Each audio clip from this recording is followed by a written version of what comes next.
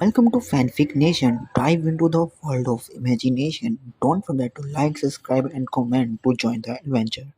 This novel is written by JD787. Woo woo the horn blew once, twice, and then a third time.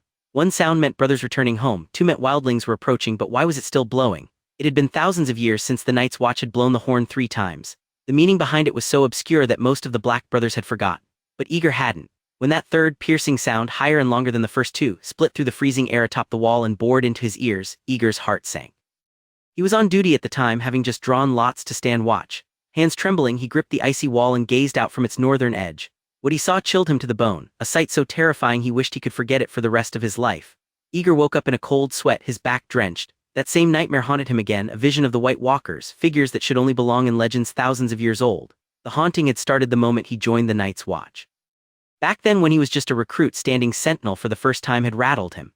Even now, after becoming a full-fledged ranger, the fear lingered. Some might find it laughable to be so troubled by ancient myths, but Aegor knew better than the others. Many of the stories about the White Walkers were true. He knew because he was a traveler, a soul displaced in time. Aegor wasn't a man of this world. He had come from another, one far removed from this fantastical, brutal place.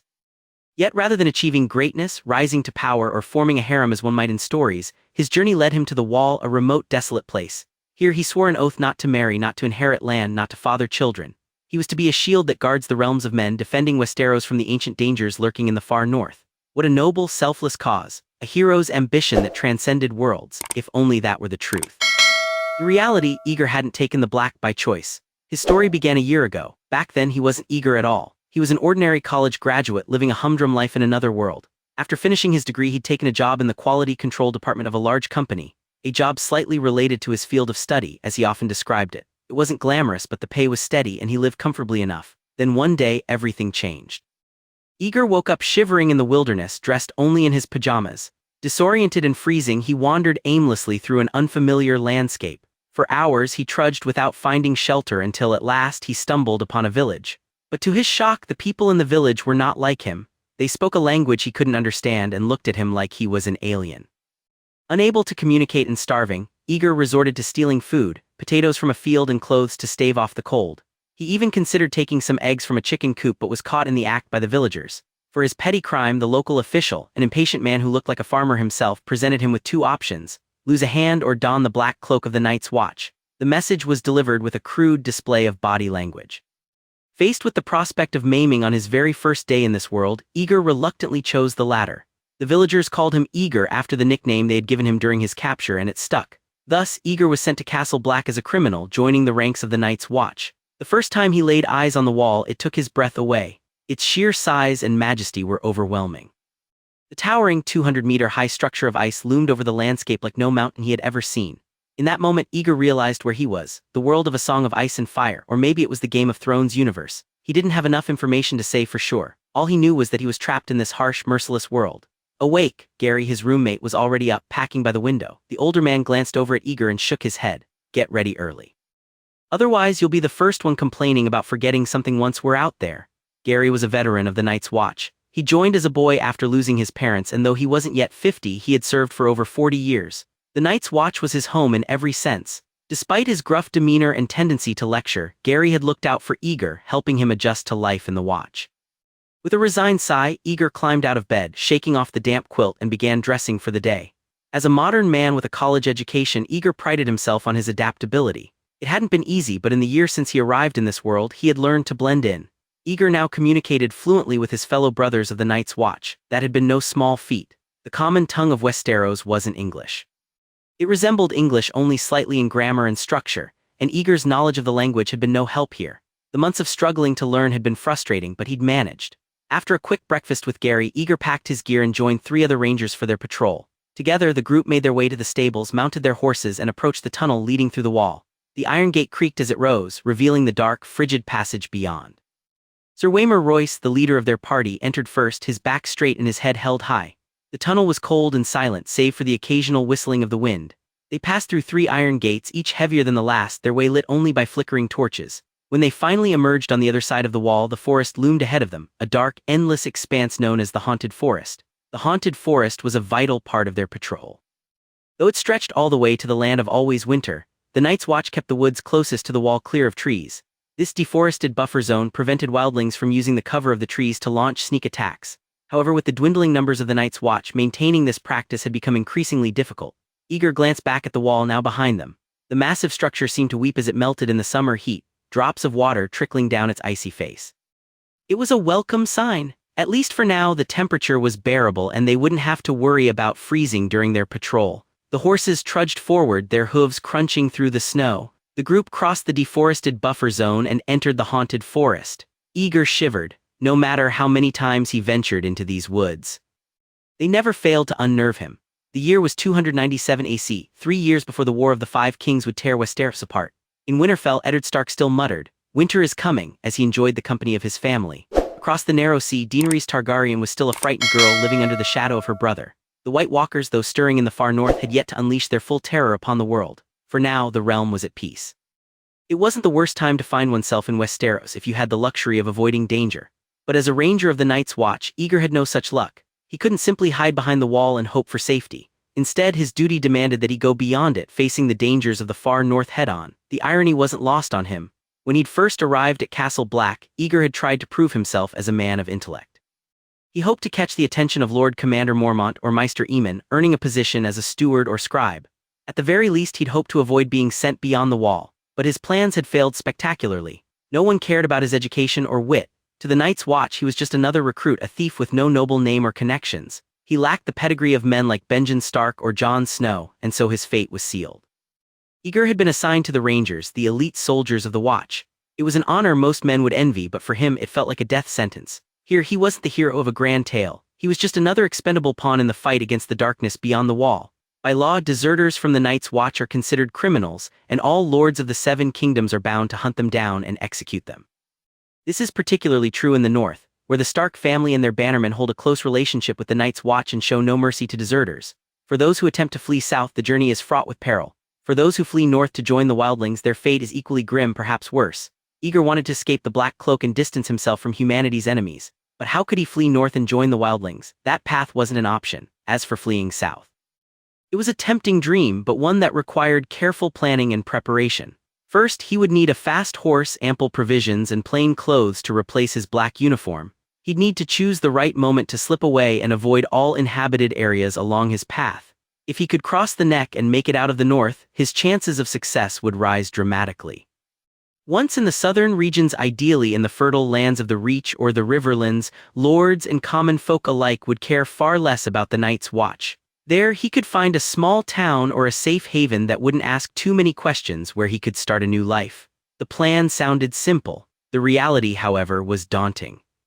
In a feudal world with slow transportation, low mobility, and a legal system built on rigid hierarchies, his distinctly foreign appearance and lack of identity would make him stand out like a sore thumb. It was almost impossible. Shaking his head, Aegor pushed the thought aside. Now wasn't the time to fantasize. As the muffled crunch of horses' hooves broke through the snow, the trees thickened, blocking out the sunlight. The patrol had entered the vast boreal forest north of the wall.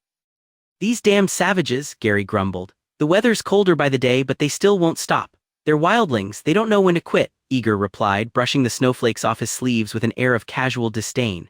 The Night's Watch, short on manpower and supplies, had long abandoned routine patrols in favor of targeted missions. Patrols were now sent out only when there was an urgent reason. 2 nights ago, the watchman stationed atop the wall had spotted a fire flickering several miles to the north. That was the sole reason why the commander and the chief ranger had ordered today's mission. Otherwise, the 4 of them would still be in Castle Black, finishing their morning drills and warming themselves by the hearth. "Enough chatter, spread out and move forward in a line. I don't want anyone missing even the smallest trace," said Waymar Royce, their leader, in a curt, frosty tone. Hearing the command, Gary and Will exchanged looks and rolled their eyes behind Waymar's back. The group was arranged by age, Gary the oldest, then Will, Aegor in the middle, and Royce the youngest, leading from the front. This dynamic didn't sit well with the older 3. Sir Waymar Royce was a young noble from the Vale, the 3rd son of the Lord of Runestone. He had joined the Night's Watch for one simple reason. As the 3rd son, his chances of inheriting his family's title or lands were slim. His father had personally escorted him to the wall, along with a wagon full of supplies. That detail alone had made him a frequent target of ridicule among the men at Castle Black. To many, it seemed that the great Sir Waymar Royce hadn't come to serve the Watch but to enjoy a vacation. The Night's Watch had a creed: all brothers were equals, bound by their oaths. Yet here was a young, inexperienced noble suddenly promoted to a position of authority. And worse, this was Waymar's first time leading a patrol beyond the wall. It was hardly surprising that the others didn't trust him. But discipline was discipline. The three of them followed orders, spreading out in a line to comb the area for signs of wildling activity. Before long they found what they were looking for, clear signs of human presence. The snow had held firm since the day before, preserving footprints and the blackened remains of a campfire. "They're already gone," Gary said, hesitating as he glanced at Waymer. The Night's Watch was born in the aftermath of the Long Night, the cataclysmic winter that had lasted a generation. During that dark age, the White Walkers had nearly wiped out humanity. In the wake of the devastation, the Wall and the Night's Watch were established to protect mankind from the terrors of the far north. For a time, joining the Night's Watch was considered the highest honor. Its ranks were filled with the best and brightest, and its entry requirements were strict. Men volunteered eagerly, drawn by a sense of duty and glory. But that era had long passed. As the White Walkers retreated to the land of always winter and faded into obscurity, the memory of the Long Night began to dim. Generations passed, and with them the importance of the Night's Watch began to decline. Even so, the Watch managed to retain some degree of relevance, for the Wall served another purpose, keeping the wildlings at bay. For thousands of years, the Wall had been a shield against the free folk of the north. That all changed with Aegon's conquest and the rise of the Targaryen dynasty. The Targaryens never sought to undermine the Night's Watch. In fact, the kings of Westeros respected the Black Brothers. But Aegon the Conqueror had brought dragons to Westeros, and dragons changed everything. When wildlings launched a major attack, Aegon simply mounted his dragon and scorched their forces, scattering them back to the wilderness. It was an efficient solution, but it came at a cost. The role of the Night's Watch diminished in the eyes of the realm. Why risk lives defending the Wall when the king of Westeros could dispatch his dragons to deal with any threat? Over time, the noble sons and knights who had once flocked to the Watch lost interest. Recruitment dwindled, standards fell. The Night's Watch was forced to lower its entry requirements again and again until it became what it was today, a shadow of its former self. The oath of the Night's Watch still rang with a certain grandeur. "Night gathers, and now my watch begins. It shall not end until my death. I shall take no wife, hold no lands, and father no children. I shall wear no crowns and win no glory. I shall live and die at my post. I am the sword in the darkness. I am the watcher on the walls. I am the fire that burns against the cold, the light that brings the dawn, the horn that wakes the sleepers, the shield that guards the realms of men. I pledge my life and honor to the Night's Watch for this night and all the nights to come." It was a stirring vow, filled with solemn promises and lofty titles. But few knew how many revisions it had undergone over the centuries, or how much bitterness and resignation lay behind the words. The dragons of House Targaryen were long gone, but the Watch's decline was irreversible. By now, the Black Brothers were little more than glorified gatekeepers. Their numbers had dwindled to fewer than 1,000, and the men could be roughly divided into three categories. The first and largest group consisted of criminals like Aegor, men who had chosen the Wall over punishment. Thieves, poachers, rapists, these were the dregs of society, unfit to serve in the glory days of the Watch, but now its main fighting force. Their only futures lay in death, either at their post or as deserters. The second group comprised those forced into the Watch by circumstances. Bankrupt merchants, illegitimate children, disgraced nobles, or farmers who had lost their land. They joined not for glory but for survival. Many of the Watch's craftsmen and stewards came from this group, though their numbers had also dwindled. The final and smallest group consisted of men like Waymer Royce, volunteers driven by honor, guilt, or political necessity. These men still existed, though they were few and far between. Lord Commander Jeor Mormont, Chief Ranger Benjen Stark, and Maester Aemon of the Targaryen bloodline all fell into this category. Such men often rose quickly to leadership roles. It was an unspoken rule rooted in practicality. In a remote and frozen outpost like the Wall, leadership couldn't be left to the criminals and peasants who made up most of the Watch. But even the noblest recruits soon found their ideals crushed beneath the weight of reality. The Wall was no grand stage for heroics. It was a frozen graveyard of broken dreams. Sir Waymer Royce was no exception. He joined the Night's Watch full of youthful zeal, inspired by its storied oath. He wanted to prove to his family, particularly his beloved brother, that he had no designs on the family fortune. But standing here now on the edge of the haunted forest, Waymer couldn't help but regret his decision. There was no turning back. His oath had been sworn, his words spoken. Even if he fled home now, his family would never welcome him back with open arms. His only hope was to achieve some kind of success, to prove himself a capable leader. Perhaps then he could petition for leave to visit his family without being branded a failure. Circling the site of the abandoned wildling camp, Waymer's eyes narrowed. After a moment's thought, he made his decision. They're not far ahead. Follow their tracks. We're going after them. Waymer, determined to make a name for himself, had already made up his mind to continue the chase. His three companions, however, were less than thrilled. Will, a former poacher with excellent tracking skills, soon reported his findings. The group they were pursuing consisted of about 10 people, men, women, and children. Most likely, they were a wildling family. The people of the Seven Kingdoms often regarded wildlings as savage, barbaric monsters, their image so fearsome that northern parents would invoke them to frighten disobedient children.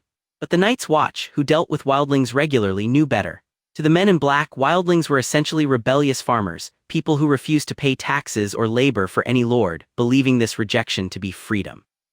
Compared to them, the Night's Watch were professional soldiers. Even at their current state of decline, the Watch was still one of the largest standing armies in Westeros. In this feudal era, noble armies were often hastily assembled when needed.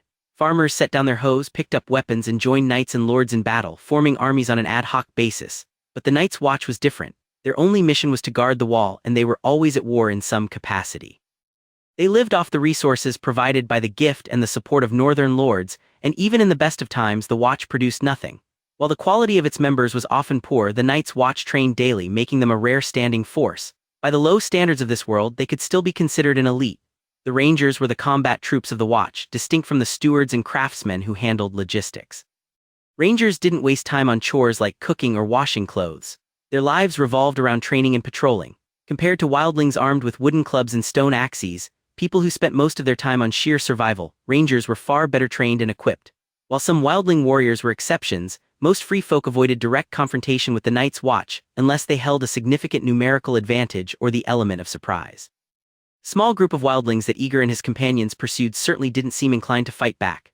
Initially, the wildlings had been moving west along a path roughly parallel to the wall, but once they realized they were being followed, they turned north in an attempt to escape. Waymar, eager to prove himself, refused to let them go. The chase began, a relentless game of cat and mouse through the snow. During the day, the Rangers pressed forward on horseback, following the trail left behind by their quarry. At night, they huddled beneath thick blankets to rest. Their horses gave them an advantage, allowing them to keep close on the wildlings' trail. Over 9 days, the pursuit wound its way north, veering northwest at times before curving back again. Thanks to clear skies and no snowfall, we'll never lost the trail. By the 9th day, though, doubts began to creep in. 9 days, my lord, Gary grumbled. Is 9 days a long time? Waymar asked sharply. Not long, Gary replied, his tone calm but pointed. But we only brought enough rations for a dozen days. Even if we stretch them, we might last 20, and we still need enough to get back. If we keep going much longer, Waymar cut him off, a note of sarcasm creeping into his voice. I heard from Sir Alistair Thorne that last winter Rangers survived outside the wall for 6 months on just 1 month's rations. How do you think they managed it? Will and Aegor exchanged awkward glances but said nothing. Waymar's point may have been dramatic, but he'd clearly aimed it at the wrong crowd. If you really want to know, Gary said dryly, taking the opportunity to humiliate the young knight, I can tell you I was on that mission. When the food ran out, we started with horse meat and dog meat. Then we dug up grass roots, raided rat nests, and hunted anything that moved. When there was nothing left, the commander ordered us to prepare the bodies of our dead brothers. Waymar's face paled, but Gary continued relentlessly. We didn't end up eating them. A storm forced us to retreat to Craster's Keep. That helpful wildling who marries his own daughters let us shelter there, and we barely made it back alive. If you want to try that for yourself, I'll do my best to get everyone home. But just so you know, the Lord Commander warned us never to ask Craster for help with fewer than 10 men. And horse meat isn't exactly easy to stomach. Aegor expected Waymar to lash out in anger at Gary's insubordination, but to his surprise the young knight remained composed. His face twitched, his pride visibly bruised, but after a few moments he conceded. Fine, Waymar said finally, his voice carefully measured. We'll call off the pursuit tomorrow, but for today, our last day, we're going to take the initiative. We'll try to capture 1 or 2 of them alive. If we succeed, we'll interrogate them and head back. If not, we return anyway. Take the initiative? Will broke his silence, his nervousness plain. But Lord Benjen only ordered us to investigate the wildlings' movements. He didn't say anything about engaging, and what exactly have we learned after 9 days of chasing them? Waymar interrupted. Capturing one of them is the fastest way to get answers. Don't you agree, Gary? Gary scowled but bit back any retort. As a veteran, he could mock Waymar, but he couldn't openly defy a direct order from his superior, especially one who was both a knight and a noble. As you wish, my lord, he said reluctantly. Waymar smirked, clearly enjoying the small victory. Good, we'll scout ahead and report back. We'll plan our next move based on what you find. Will shot an exasperated look at Aegor and Gary before mounting his horse and riding off. The remaining 3 dismounted, finding a spot between the trees to rest. Aegor climbed onto a snow-covered rock to survey the area. The weather had grown colder with each passing day. They were now hundreds of miles north of the wall in territory where the temperature was significantly lower. But it wasn't the chill that unsettled him, it was the presence of Waymar Royce. It wasn't fear of the man himself. Waymar, while arrogant, wasn't entirely intolerable. He wasn't a true villain, just a pampered young noble trying to prove himself. What worried Aegor was the story Waymar was tied to. As a traveler from another world, Aegor's memory of A Song of Ice and Fire was frustratingly vague. He had skimmed the series and watched the show without paying close attention to the details. But one thing he remembered clearly, Waymar Royce's death. Waymar was the first-named character to die in both the novels and the show, cut down by the White Walkers in the prologue. His death wasn't just the end of his story, it was the moment that revealed the existence of Westeros' greatest threat and set the stage for everything that followed. Aegor had no desire to become part of that introduction. Unfortunately, he had no say in the matter. As a convict sent to the wall, he couldn't refuse orders or choose his missions. When he learned that Waymar would be leading this patrol, he had dreaded it, but there had been no avoiding it. And so, once again, he found himself venturing into the haunted forest, a place named for the ghosts that undoubtedly dwelled within it. The forest's twisted trees and endless shadows made it easy to believe in ghosts. Aegor remembered his first patrol beyond the wall when his mind had been haunted by half-remembered legends and plots. Every dark shadow had seemed like a white walker lurking in the distance. Every weirwood tree, its face carved in the bark, had made his skin crawl.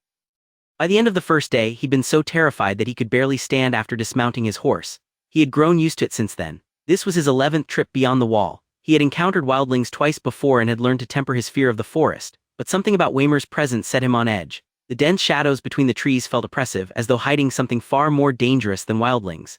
Aegor forced himself to dismiss the thought. Maybe the sense of unease was just his imagination, heightened by his knowledge of Waymar's grim fate. Still, one thing was certain: when they returned to Castle Black, Aegor would do whatever it took to avoid patrolling with Waymar Royce again. He shook his head and returned to where Gary and Waymar sat. Taking a seat beneath their watchful gazes, he waited silently for Will to return. The cold wind howled through the trees and the horses shuffled restlessly, their breath misting in the air. Aegor kept alert, listening for any unusual sounds. Time dragged on and nearly an hour passed before Will finally rode back into view. Waymar looked up as the poacher approached, his tone haughty and dismissive. "The savages must have stopped to make camp by now. Did you find them?" Will dismounted slowly, his face pale and shaken. His eyes darted between the others as he swallowed hard. "You won't believe this," he stammered. "I don't even know what happened, but the savages, they're all dead." "What? What?" Two voices rang out at the same time, one sharp with disbelief, the other laced with shock. Waymar shot Aegor a strange look before turning his full attention to Will. "What exactly did you see? Tell me everything and don't leave out a single detail." "The camp is about 2 miles away over a small snow-covered ridge next to a stream," Will reported, his voice tense. "The fire's burned out, there's only a pile of smoldering embers left. The wildlings are scattered around it, lying in the snow. I counted 8 bodies, which lines up with my earlier estimate, but I didn't see any children among them.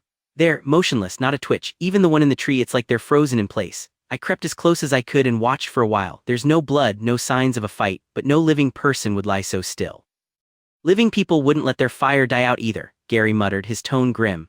"The temperature's been dropping fast these past few days. Maybe they froze to death." "Maybe," Will agreed with a shiver. "What do we do now, my lord?" "If it's cold, wear more clothes," Waymar snapped. "When we left the wall 9 days ago, it was still dripping with meltwater. We've had some frost and light snow since, but it hasn't been cold enough to freeze a group of wildlings to death. And they had warm furs, good shelter from the wind and snow, and a fire to keep them alive. That's not what killed them."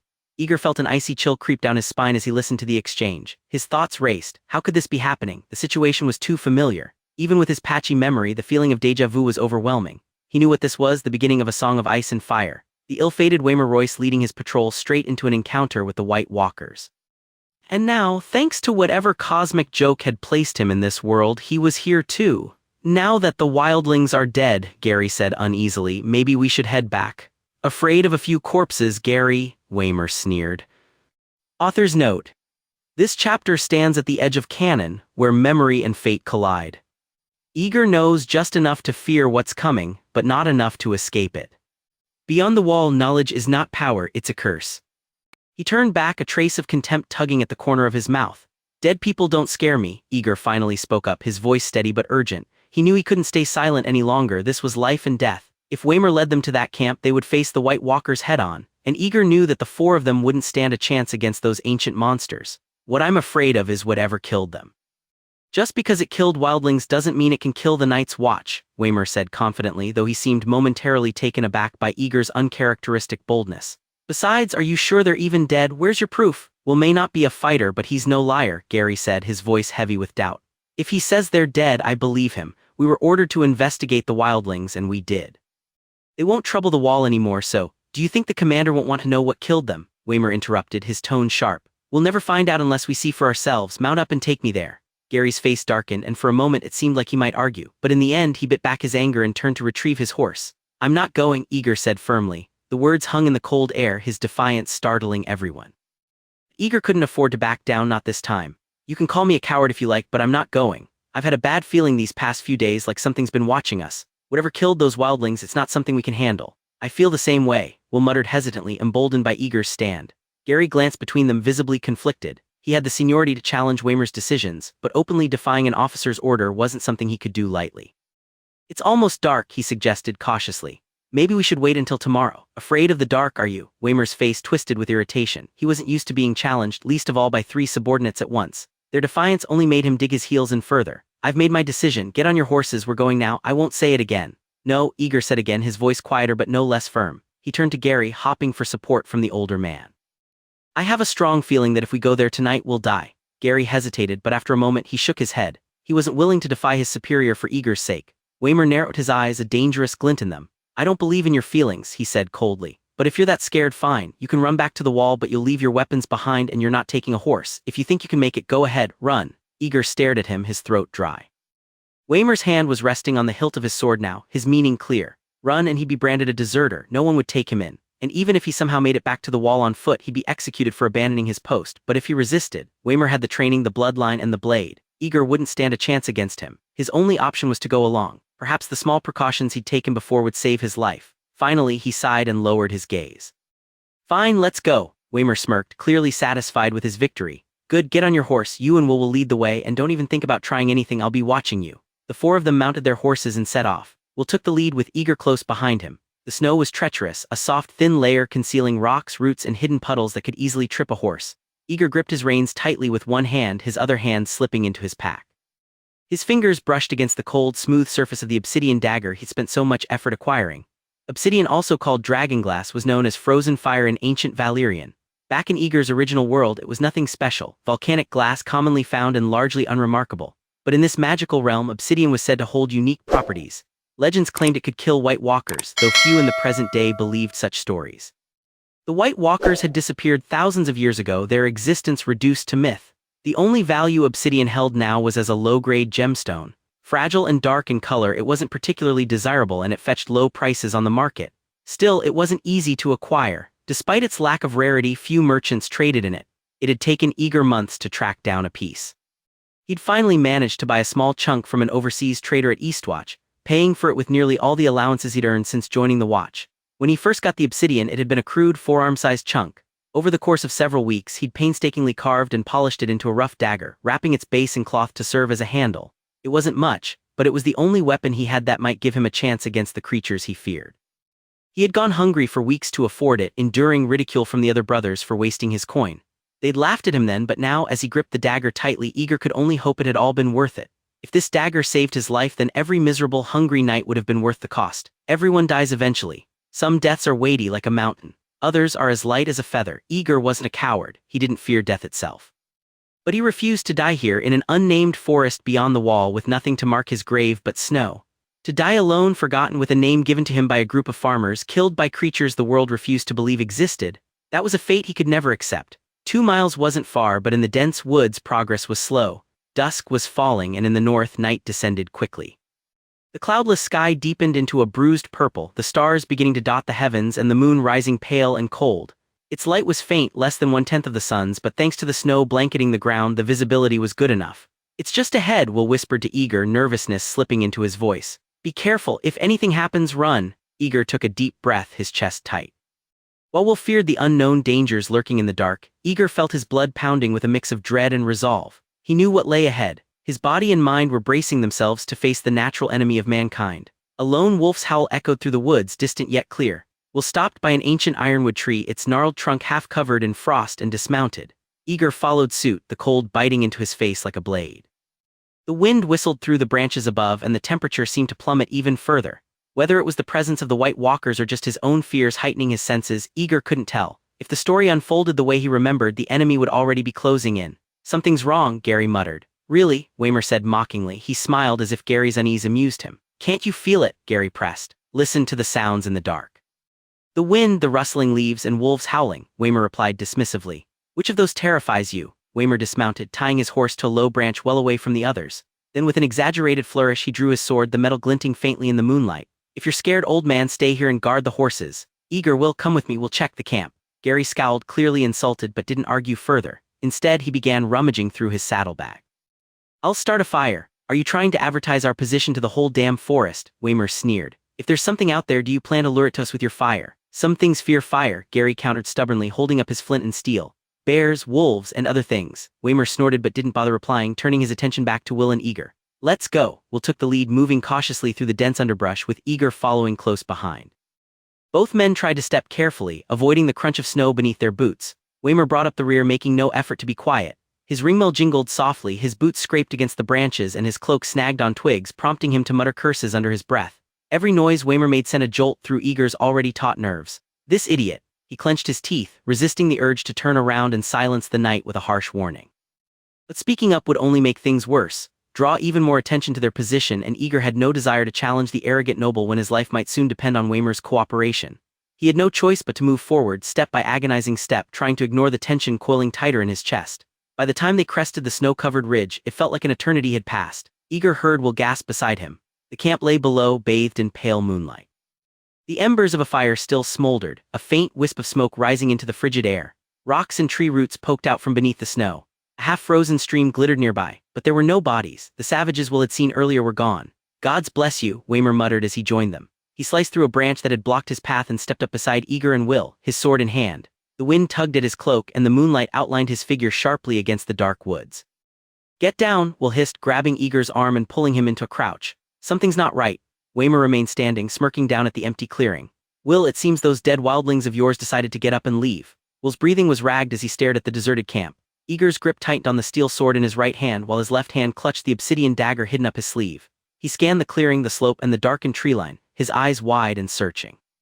"Where are they? Where will they come from?" In the TV show, the White Walker had appeared behind Waymer, taking him by surprise. The details in the book were hazier in his memory. Would it happen the same way now? "Will, get up," Waymer ordered sharply. "There's no one here, and it's undignified to crouch like that." Will shot Aegor a nervous glance before rising reluctantly to his feet. "I'm not going back empty-handed on my first patrol," Waymer declared, his voice filled with stubborn resolve. "Climb a tree and look around. If there's a fire nearby, we'll see it." The final moment was approaching. Aegor's pulse thundered in his ears. He leaned close to Will and whispered, "Watch the dead." "What?" Will turned, confusion and fear on his face. "What are you two muttering about?" Waymer snapped irritably. "Hurry up." Will hesitated, his gaze darting to Aegor before he turned and trudged toward a towering sentinel tree. He pulled his dagger from his belt, gripped it between his teeth, and began climbing. Snow shook loose from the branches as he ascended, his figure soon swallowed by the shadows. Aegor stood motionless, every muscle in his body tense, every sense heightened. The silence of the clearing was oppressive, and then he heard it. The sound was faint, something shifting in the snow nearby, too quiet to be natural. At first, Aegor thought he might be imagining it, but no, it was real. Something was moving. He turned sharply, raising his sword, his eyes darting across the darkened forest. "What's wrong with you tonight?" Waymer muttered. "You're not like the others, you—" "Shut up," Aegor snapped, his voice low but urgent. "Listen, what are you?" Waymer began, but then he froze, his face paled as he heard it too. "Who's there?" Waymer called, his voice unsteady. For the first time, the arrogance had vanished from his tone. He raised his sword and turned, scanning the shadows. "Will, do you see anything?" There was no answer from the poacher in the tree. The camp lay in a shallow depression, surrounded by slopes on three sides. The wind had stilled completely, leaving the air heavy with silence. The faint noises, soft steps in the snow, the rustling of unseen figures grew closer. Yet nothing appeared in the moonlight. Aegor's knuckles were white on the hilt of his sword. Waymer's steel weapon caught the moon's glow, a sharper gleam than the dull standard-issue blades of the watch. It was a fine weapon, no doubt, but would it matter? Cold intensified, seeping into Aegor's bones. He gritted his teeth to stop them from chattering, his eyes straining to pierce the darkness. And then it emerged. From the far side of the clearing, a figure stepped into view. At first glance, it looked human, but only barely. It was tall and thin, its skin pale as milk stretched tight over sharp, bony features. Its armor shimmered as it moved, shifting between black shadow, snow white, and a deep forest green, as though reflecting the moonlight itself. Its sword, translucent and jagged, looked like a shard of ice. Aegor spotted it immediately. His breath caught in his throat as the White Walker advanced, its steps slow and deliberate. Waymer saw it too. He inhaled sharply and stepped forward, raising his sword with both hands. "Who are you?" "Stop!" The Walker said nothing. It didn't even seem to hear him. It just kept walking, its dead, ice-blue eyes fixed on Waymer. The wind had died, leaving only silence and the crushing weight of the cold. Aegor's pulse roared in his ears as adrenaline flooded his veins. His fingers tightened around the obsidian dagger hidden in his sleeve. One chance, that's all he would get. The dagger was fragile, and he knew it. If Royce could hold the Walker's attention for even a moment, he might be able to strike. "Since you won't stop," Waymer said, trying to mask his fear with bravado, "let's fight." He stepped forward, his sword raised, cloak billowing in the windless air. Aegor swallowed hard and followed, his steel sword ready in one hand, the obsidian dagger in the other. But before he could take another step, the world seemed to tilt beneath him. Something unexpected happened. The second White Walker emerged silently from the shadows of a tree. It looked almost identical to the first, gaunt, pale, and terrible. He couldn't distinguish these creatures from one another. Then came the third, the fourth. When the fifth pale figure stepped into view, Aegor's heart sank like a stone, freezing in his chest. Something was wrong. There shouldn't be this many. Wait, maybe there was only one White Walker who killed Waymar, but others had been present in the scene. The details were hazy, he couldn't remember perfectly, but this was far worse than anything he'd expected. There was no time to consider whether the story had deviated from the original plot, or if his own memory was simply faulty. The immediate danger demanded his attention. If there had been only one or two White Walkers, Aegor might have taken his chances with the dragonglass dagger clutched in his sleeve. But 5 of them, against monsters like these, his glass blade might as well be a twig. Be a hero for a few seconds and die here, rising again as one of the dead in this forgotten part of the haunted forest. Or, the thought flashed through his mind in less than a heartbeat. The decision was instant. Aegor turned on his heel and bolted without hesitation. Survival was all that mattered. He shouted over his shoulder as he fled, his voice hoarse with desperation. "Don't fight, run, coward!" Waymar's furious roar rang out behind him, followed by the whistle of steel as his sword sliced through the air. Waymar was too close to the nearest White Walker, too committed to escape now. He had no time, no space, and no desire to turn and run. The young knight's fine steel sword crashed against the walker's translucent blade with an ear-piercing shriek, the sound high and sharp like metal scraping against glass. The other White Walkers didn't move. They stood still, their icy blue eyes watching the fight unfold with eerie detachment, as though the outcome was already decided. One of them turned its head, its attention snapping toward Aegor as he ran. It uttered something in a voice like nails scratching stone, a language harsh and incomprehensible. Another walker nodded in response and began to pursue him, its weapon gleaming faintly in the moonlight. Behind him the clash of swords continued, sharp and discordant. Waymar's voice rose in a defiant roar. "For King Robert!" The sound splintered into something that could only be described as a glass-shattering crack. The young knight's cry turned to a scream, raw, agonized, and short-lived. Aegor didn't look back. He pushed himself harder, his boots pounding against the snow, lungs burning with each ragged breath. The blood thundering in his ears drowned out everything else. Waymar's screams, the faint sound of pursuit. The White Walkers behind him weren't mere men or beasts, they were nightmares incarnate, creatures that existed only to kill, to raise the dead, to consume the living world. This wasn't a fight for survival, this was a contest of life against death, fire against ice. The fur cloak on his back, his armor, the steel sword in his hand, all of it felt unbearably heavy as he ran. He forced himself not to throw the weapon away. Running for survival wasn't the same as fleeing in terror. His vision blurred. Was this real, or was it just another nightmare like the ones that had haunted him for months? Maybe when he opened his eyes he'd still be lying on his cot in Castle Black, drenched in sweat. The snow concealed hidden puddles, jagged rocks, and treacherous roots. Earlier, Aegor had picked his way carefully through this same forest. Now he couldn't afford the luxury of caution. His boot hit a rounded stone and suddenly the world tilted. He fell. The ground rushed up to meet him. His face struck snow, roots, and hard earth, the impact stinging like fire across his skin. For a fleeting instant as he lay sprawled in the snow, the moments of his life flashed before his eyes: childhood games, school, college, his first job, his first love. Then came the strange twist of fate that had thrown him into this world, into the Night's Watch, into this hellish forest on this cursed patrol. He was going to die here, falling, stumbling like a fool, only to rise again as part of the White Walker's army. What a cruel joke. A sudden crack yanked him out of his spiraling thoughts. Aegor's eyes shot open. Barely a second had passed since his fall. The snow beneath him had cushioned the impact enough to spare him serious injury. His face throbbed, but he was alive. A low, ominous hum caught his attention. He lifted his head just in time to see the source of the noise, an ice sword glowing faintly with an otherworldly blue light embedded deep in the trunk of a pine tree ahead of him. If I hadn't fallen, the thought made his blood run cold. If he hadn't tripped, that sword would have gone straight through his chest and pinned him to the tree like some macabre hunting trophy. One moment he'd been cursing the fall, the next he thanked every god he could think of. The old gods, the seven, the Lord of Light, the many-faced god, any deity willing to listen. If he lived to return to the wall, he swore he would build statues to all of them. But survival wasn't assured yet, not by a long shot. Aegor scrambled to his feet, glancing toward the tree line behind him. The White Walker stood on the ridge, its pale form outlined against the moonlit snow. It was staring at him, motionless, its voice a low hiss of frustration as though cursing its missed shot. The figure held no weapon. It had thrown its ice sword like a javelin. It was unarmed. For a heartbeat, Aegor's fingers tightened around his steel sword, his instincts screaming at him to fight. But common sense quickly prevailed. Even if he killed this one, there were others still out there, waiting, watching, ready to finish what this one had started. He had no desire to die a hero. Aegor spared the ice sword another glance, but knew he wouldn't have the strength to pull it free. He didn't waste time trying. Without another look back, he turned and bolted. He reached the horses seconds later. Gary was already mounted, gripping the reins tightly, his face pale and anxious. "What's happening?" the older man barked. "Where are Waymar and Will?" "White Walkers," Aegor shouted breathlessly, seizing the reins of his horse. "Run, White Walkers," Gary repeated, his voice cracking. His wide eyes darted past Aegor, searching the tree line. Are they chasing you?" Aegor turned instinctively and his heart leapt into his throat. Through the dim forest, it was hard to see the walker clearly, but the ice-blue glow of its eyes and the faint glint of moonlight on its armor were unmistakable. The walker lifted its hand. For the briefest moment, Aegor thought it might summon another ice sword out of thin air. "Get down!" Aegor shouted, his voice raw. He threw himself flat against his horse's neck.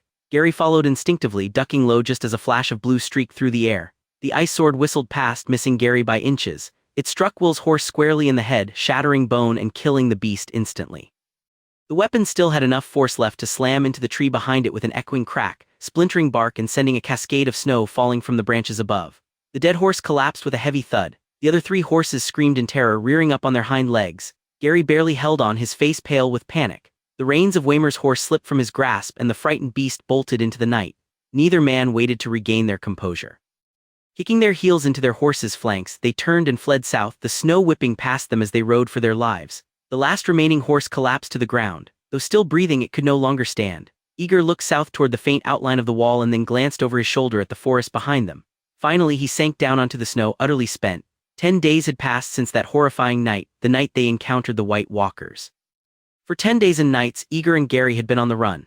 In that time, they had slept no more than a few scattered hours. Exhaustion weighed on them like iron chains, their bodies and minds on the brink of collapse. Aegor wanted nothing more than to lie in the snow and let the weariness take him. But the end was near. The Great Wall loomed only a few leagues to the south. They would make it, they had to make it. By tonight, they would sleep behind the safety of the wall. The escape hadn't been easy.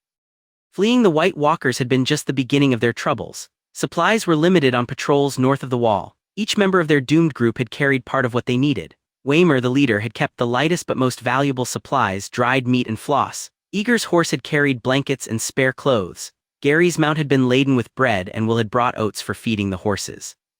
When 2 horses were lost, the first killed by the White Walkers and the second fleeing into the night, Aegor and Gary had been left with only half their provisions. Food, warmth, and survival were now in short supply.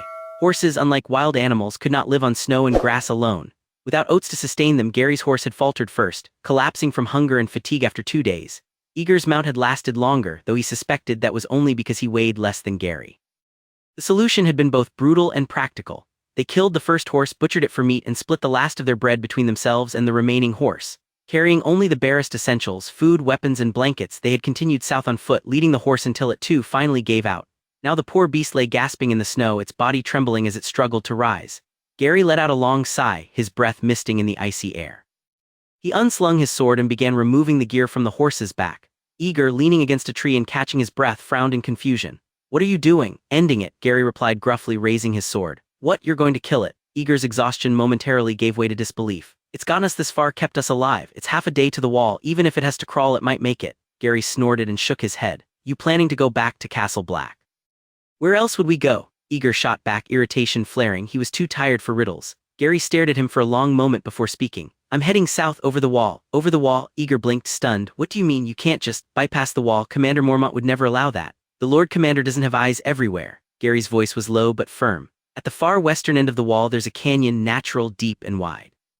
The builders of the wall decided it was secure enough on its own, so they didn't bother extending the fortifications across it. Instead, they built a stone tower on the south side and hung an iron chain bridge across the gap. It's called West Bridge Watch." Aegor frowned, suspicion creeping in. "And you think it's unguarded?" "Of course not. The bridge has been sealed for years and men from the Shadow Tower patrol it to keep the wildlings out. But that's only a problem for a large group. The 2 of us traveling light, we can climb down into the canyon, cross the bottom and scramble up the far side." Gary's expression was grim. "It's dangerous, but we can make it." "And then what?" Aegor demanded. "Once we're south of the wall, what's your plan?" Gary shrugged. "Take it one step at a time." "Take it one step at a time?" Aegor repeated, incredulous. "We're rangers. If we run, we'll be deserters. You know what happens to deserters." "You don't get it, kid," Gary interrupted sharply. "Waymer Royce is dead. He was a noble." "We didn't kill him," Aegor protested weakly. "It doesn't matter," Gary snapped. "In the eyes of the nobles, it might as well be the same thing. A superior officer dies and the men under him survive. The blame always rolls downhill. It doesn't matter what we say, no one will believe us. White Walkers, they'll laugh in our faces." Aegor swallowed hard. "What do you think they'll do to us?" Gary's lips twisted bitterly. "At best, they'll brand us cowards. At worst, they'll decide we're deserters and execute us. The Royce family will want justice for their son. His father's a Lord of the Vale, one of the oldest and most powerful families in Westeros. Even the Starks have to show them respect. Do you really think Commander Mormont can protect us if the Royces demand answers?" Aegor fell silent. He hadn't thought of that. Gary's words rang painfully true. The Royces were a powerful family, even if their role in the larger politics of Westeros had been minimal lately. Aegor could still recall the battle in the original story when Sansa brought the Vale Knights to help Jon Snow reclaim Winterfell. Most of those soldiers had come at the behest of Waemer's father, Yohn Royce. The Royce family commanded respect and power. If they wanted someone to blame for their son's death, 2 Night's Watch Rangers would make easy targets. Aegor didn't know if Gary was exaggerating. Author's note: this scene is where fear finally outweighs pride. Sometimes survival demands choices that history will call cowardice. Beyond the Wall, the dead don't forgive mistakes, and courage alone is never enough. Snowflake. Although he'd been here for nearly a year, he came from a world that championed equality for all. To be honest, he had no idea just how much power and influence nobles wielded in this world. Still, he knew one thing: no matter how much the great houses were manipulated by schemers like Littlefinger and Varys, dealing with a small Night's Watch deserter would be child's play for them. No wonder the survivors of the original patrol trio had to run. Now the question was this: in the original story, the survivors of the patrol who crossed the wall ended up being executed by Eddard Stark. Aegor didn't think that, as a stranger to this world with no allies or sense of direction, he could avoid that fate by tagging along with Gary. Should he return to Castle Black and face judgment, or try to flee south? To put it more simply, should he entrust his fate to the Night's Watch or take control of it himself? Even if the Lord Commander spares us, we'll still be marked men. The next time there's a dangerous, suicidal mission, guess whose names will come up first? Gary added, voicing another compelling reason to escape. And don't forget, Benjen Stark will definitely lead men north to find out whether the White Walkers really exist. If they don't chop our heads off, you can bet we'll be dragged along as guides and cannon fodder. I've been on the wall for 40 years. I know these officers. I can predict what kind of shit they're going to pull before they even drop their pants.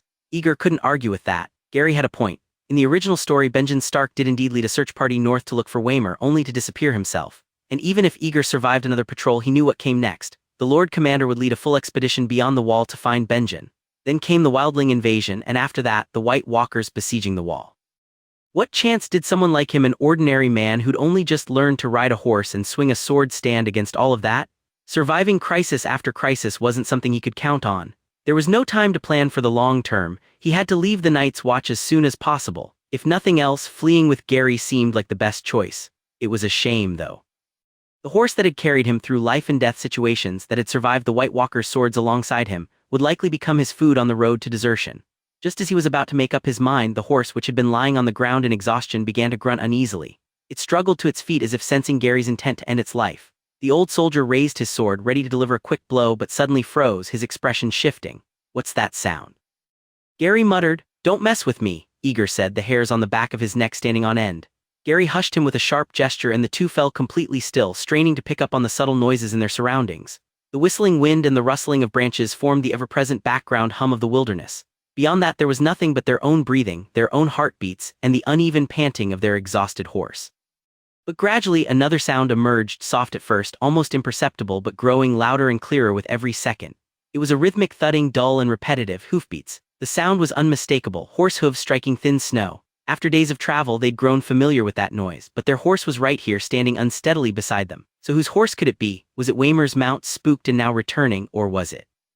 The sound of hooves grew louder, and soon the visitor's identity was revealed. Emerging from the trees was Will's horse, a creature killed 10 days prior, its head split by an ice sword. Now its stiff, decaying body was coated in icicles, and on its back sat a thin, pale figure. The White Walker, the one who had pursued Aegor, had reanimated the dead horse into a white and ascended from an ordinary White Walker to something more terrifying, a White Walker Knight. If not for his poor riding skills, he might have caught up to the two Night's Watchmen sooner, before they reached the shadow of the wall. Still, he was satisfied. He had finally caught up. To the Walker, the two humans in black had demonstrated surprising endurance and determination, particularly the younger one. From his instinctive decision to turn and run at first sight of danger, to his cool judgment when his weapon slipped from his grasp, to his agility in dodging thrown ice swords and his sheer speed, it was clear this human possessed admirable qualities. Soon, though, he too would join the ranks of the dead, a loyal servant to the cold and darkness. It was 2 against 1, but the White Walker was unfazed. With the overwhelming advantage of strength, weapons, and power, their numbers meant little. The two humans, already physically and mentally drained, were prey in a hunt, not opponents in a fight. The horse crashed to the ground, kicking and screaming before staggering upright and stumbling away. Aegor drew his weapon, his gaze fixed coldly on the advancing White Walker. The burn in his lungs forced a hoarse growl from his throat, as if the sound rose not from his voice but from somewhere deep in his soul. Fear and shock churned within him, but instead of paralyzing him, they fueled an unshakable will to survive. The White Walker had a horse. There was no outrunning this foe. It was kill or be killed. This ends here. "I'll hold him off," Gary said, raising his sword. His voice was rough with determination. "Run, Aegor, someone has to warn the others, winter is coming." "No, I'm not running just to die tired while you get cut down," Aegor shot back. He knew Gary couldn't hold this monster off alone. "We fight here together, then we escape across the wall, we'll figure it out from there. Watch his weapon, it'll shatter steel if he throws it again." The walker didn't wait for him to finish. For a few long, chilling moments it stared at them with glowing blue eyes, its face blank and emotionless. Then with a sudden, unnatural lurch it spurred the dead horse forward. "Move!" Aegor and Gary split apart, darting into the trees. The dense forest offered some cover, forcing the White Walker to maneuver awkwardly. The two men circled through the undergrowth, dodging between trunks and branches as the mounted walker charged again and again, unable to land a strike. Finally, with an enraged shriek, the walker dismounted, abandoning its horse and advancing on foot. "Go!" Gary roared, lunging forward. "Be careful!" Aegor cried out, his heart pounding. The sword training of the Night's Watch was simple: block, counterattack, strike. It worked well enough against wildlings, who relied more on brute strength than skill. But that kind of combat assumed the weapons could withstand a blow. Against the White Walkers, this basic truth shattered, literally. The fight erupted in an instant, the ferocity of the confrontation obliterating any preamble. Gary had decades of experience and his instincts were second nature. When he saw the walker expose a weakness, he struck with everything he had. It was a masterful blow, deceptively simple but executed with flawless precision. Gary's timing was perfect, his blade arcing toward the walker just as it dismounted. It was the kind of strike born from 40 years of battle, a culmination of every lesson learned and every fight survived. Even the Sword of the Morning himself would have had to take this attack seriously. Gary felt it in his gut, this strike would end the battle. If by some miracle the walker managed to block it, Gary was already ready to withdraw, adjust his stance and swing again. Aegor would finish it off from behind. This ghostly monster would die and they'd drag its body back to the wall. They wouldn't have to live as deserters after all. But that first perfect step went horribly wrong. Gary's sword shattered. The sword Waymer had brought from home had only lasted a few strikes against a White Walker's ice blade. The standard weapon issued to Night's Watch soldiers was little more than crude steel, barely worthy of the name. Its strength and resilience were laughable compared to finely forged weapons. When Gary's sword clashed with the White Walker's weapon for the first time, it shattered with a loud, ringing crack, splitting cleanly in two with shards flying in all directions. In all his 50 years, Gary had never seen anything like it. He froze, momentarily stunned, and in that split second the White Walker drove its ice blade through him. "No!" Aegor's bloodshot eyes widened in horror. He was too far, just 2 meters away, but he'd been unable to intervene. Helpless, he could only watch as his companion fell, pierced through by the ice sword. Desperation turned to fury, and he charged at the creature from behind without hesitation. Aegor didn't have any great fondness or admiration for Gary. How could anyone truly admire a man who had served in the Night's Watch for 40 years and remained nothing more than a foot soldier? It was like his own life before, when he'd worked as a site inspector on behalf of the client visiting construction projects. He hadn't become friends with the older laborers who were still hauling bricks in their 60s, unable to read or write. There was no malice in it, no disdain for their work, it was simply the reality of different lives. With no shared perspective or common interests, how could friendship be expected? But still. Gary had been his roommate, someone who'd shared the same roof and taken care of him when he first arrived at the wall.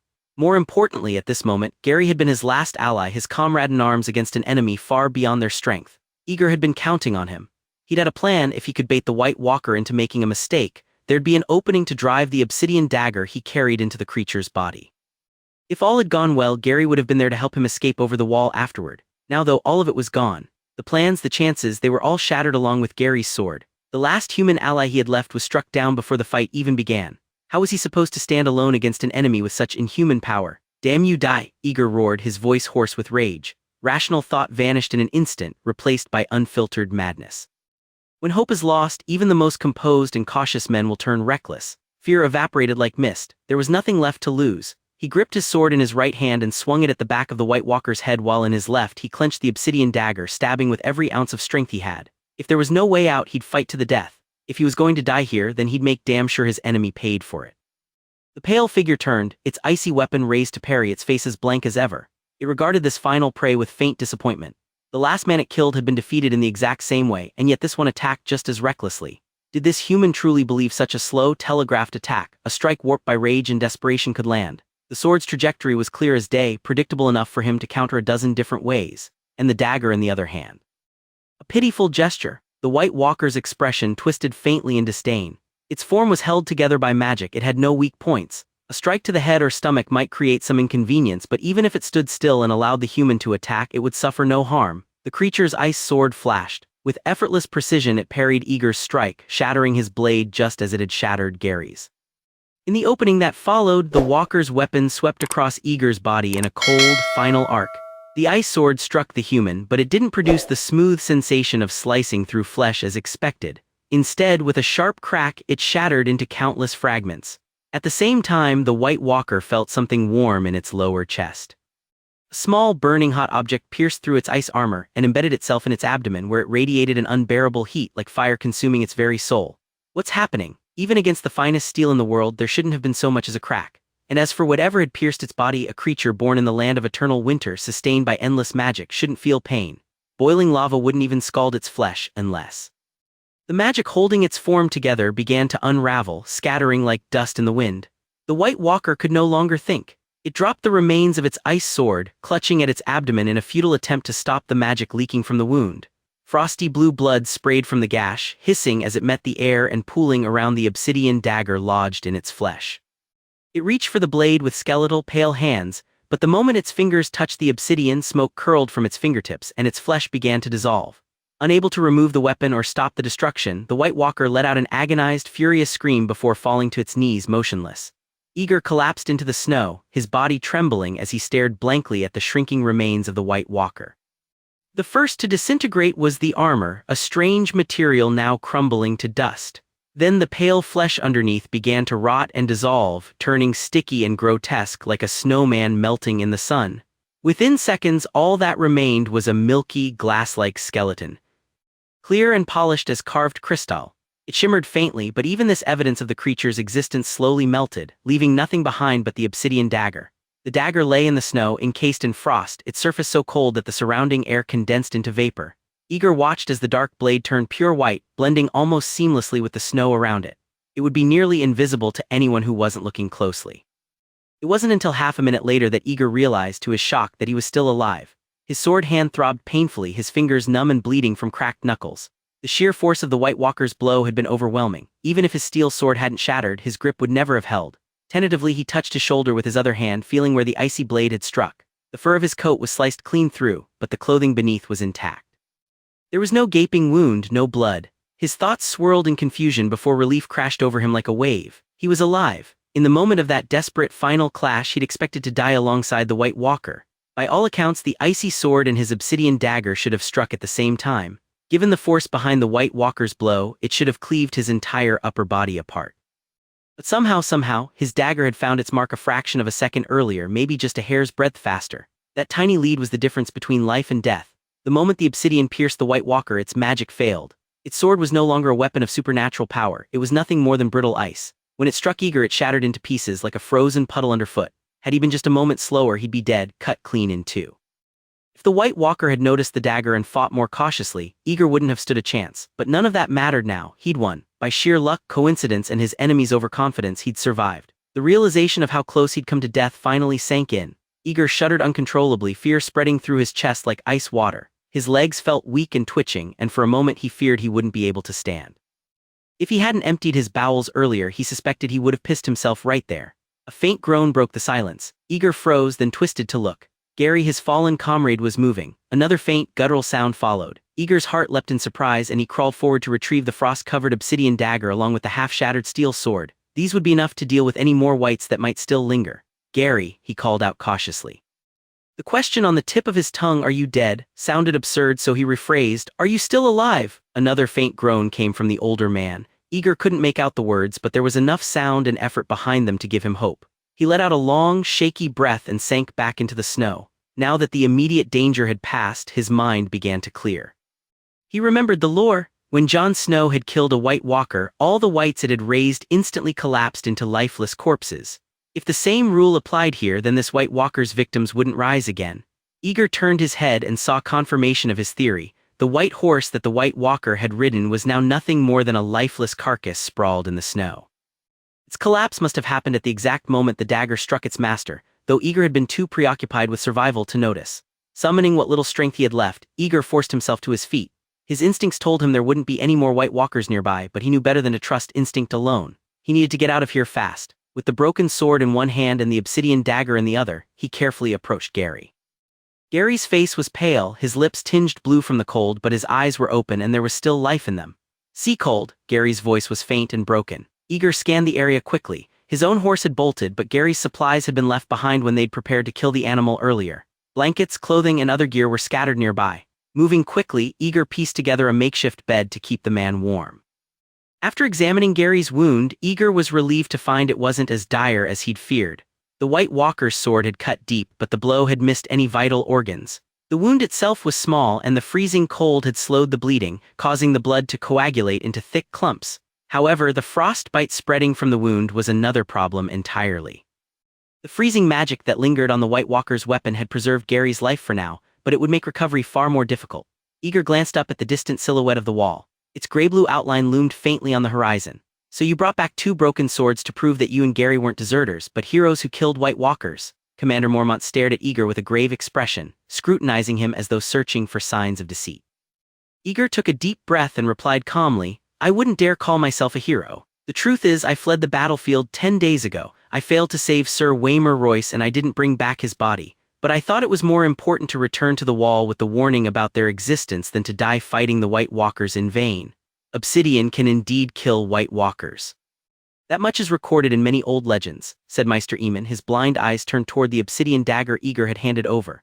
Despite his lack of sight, he ran his fingers along its crude edges, clearly intrigued. "If I recall correctly, you're not from Westeros. You've only recently begun learning the common tongue. How is it that you know these legends so well?" "There are similar tales in my homeland," Aegor said. "Back then I thought they were just myths, but when I came here, when I saw the wall with my own eyes, I started to understand. The white horses ridden by the White Walkers still had bags of oats tied to their saddles. After killing the walkers, Aegor had found his own terrified horse a few hundred meters away. Feeding it the oats, he rested briefly before placing the gravely injured Gary on its back and leading it southward to the wall.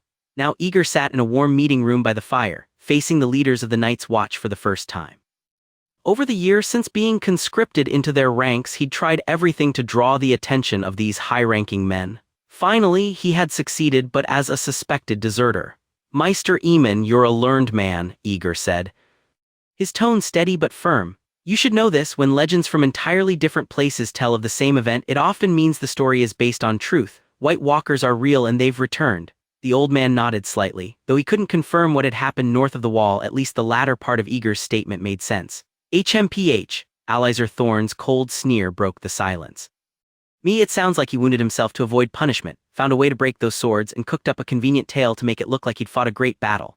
This one was lazy during training, always cutting corners. And now we're supposed to believe he killed a White Walker, if such creatures even exist." Aegor didn't respond immediately. He knew Thorne wasn't singling him out unfairly. Back in his former life, Aegor had also worked as a material testing engineer, a desk job.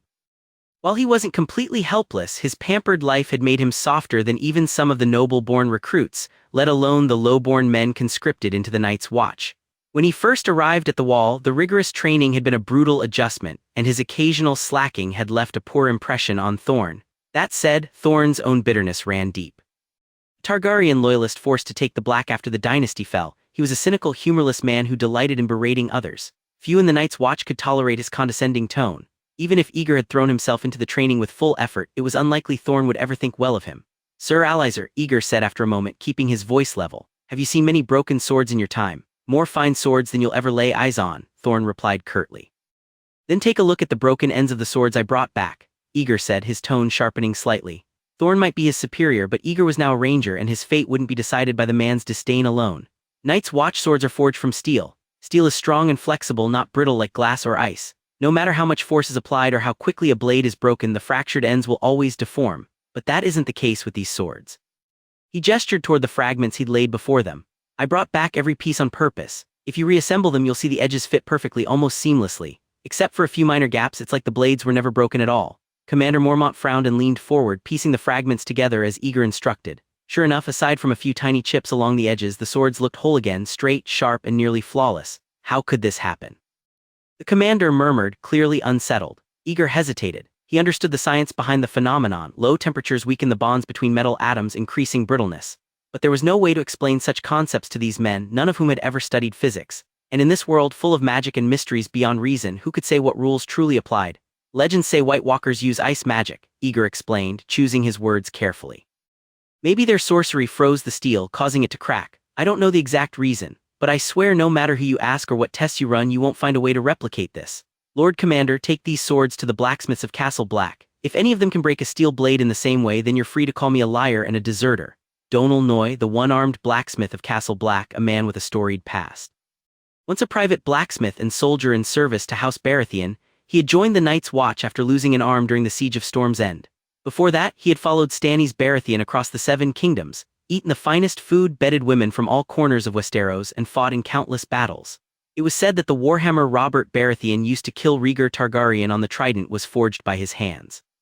In the original story, Donal Noy would later sacrifice his life in the tunnels under the wall, battling the giant King Mag the Mighty during the wildling assault on Castle Black. Truly, he was a legendary figure. Compared to a man like that, Aegor had little to his name.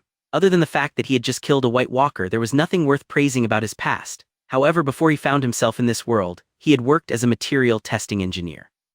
Right next to his office had been an array of metal performance testing machines, including impact testers. When it came to forging iron, he couldn't hold a candle to Donal Noy. But in terms of theoretical knowledge about metal properties, no blacksmith in this world, no matter how skilled, could rival him. To make a steel sword brittle enough to break like those he brought back, the temperature would have to drop to at least -200°C. Even in the modern world Aegor had left behind, achieving such conditions required highly specialized and expensive equipment. Medieval blacksmiths could easily reach temperatures of 200 or even 2000 degrees, but below zero. That was beyond their capabilities. It would be easier to capture a White Walker and force it to demonstrate its ice magic firsthand. Aegor's calm expression and confident tone had a visible effect on the Night's Watch officers seated behind the long table. These men, most of whom came from noble backgrounds, seemed to sense that Aegor was no ordinary soldier from some forgotten corner of the realm. He carried himself with an air of knowledge and conviction, one that even the so-called nobility could not shake. "I've sent someone to examine Gary's wound," Maester Aemon finally broke the silence. "It's strange. The wound was made by a sharp weapon, but it shows clear signs of severe frostbite. Yet the frostbite is contained to a very small area, both inside and around the wound itself. It took several men half a day to remove all the necrotic tissue. I don't know if Donal could break a steel sword in the way you described, but I know that I could not create a wound like this." Among the senior officers present, Maester Aemon was the first to openly express his belief in Aegor's account. Aegor remained composed, though relief swept over him. No matter the time or place, it was always easier to reason with learned and insightful individuals. His life, it seemed, had a chance of being spared. Commander Mormont turned his attention to the chief ranger seated silently beside him. "Benjen, this man is under your command. What do you think?" Benjen Stark, the leader of the Rangers and the only Stark in the Night's Watch, raised his head. Thin but sharp-eyed, he had been quietly studying the evidence Aegor had brought back. Now, called upon by the Lord Commander, it was time for him to speak. "We are the Night's Watch," Benjen began, his voice steady. "We guard the northernmost reaches of the kingdom, yet when it comes to the vast unknown lands beyond the wall, we know little more than the southerners do." His expression darkened slightly. "I've never seen a White Walker myself, but I would not dare claim that they don't exist. Seeing is believing. In a few days, I will personally lead an elite patrol north to investigate the claims made by Sir Aegor. But for now," Aegor held his breath as Benjen paused, awaiting his judgment. "The most pressing matter at hand is to inform Waymar Royce's family of his disappearance and provide them with an explanation," Benjen continued. "As for Aegor, he will be placed in solitary confinement for the time being. When I patrol north, he will lead the way. Whether or not his words are true, he will have the chance to prove them with his actions." As expected, Gary had been right. Aegor would end up leading the way. Two brothers escorted him out of the meeting room, his mind already racing with thoughts of what lay ahead. Just before the door closed behind him, he caught the tail end of a conversation between Maester Aemon and Benjen Stark. "Before you lead a patrol north, there is something else that requires your attention," Aemon said. "The Raven brought word. Jon Arryn is dead and the king is on his way north. Lord Eddard has requested that you return to Winterfell to meet him." Author's note: this chapter is where luck, knowledge, and desperation collide. Victory here isn't earned by strength, but by timing and arrogance. Beyond the wall, survival is decided in the space of a heartbeat. Thanks for watching.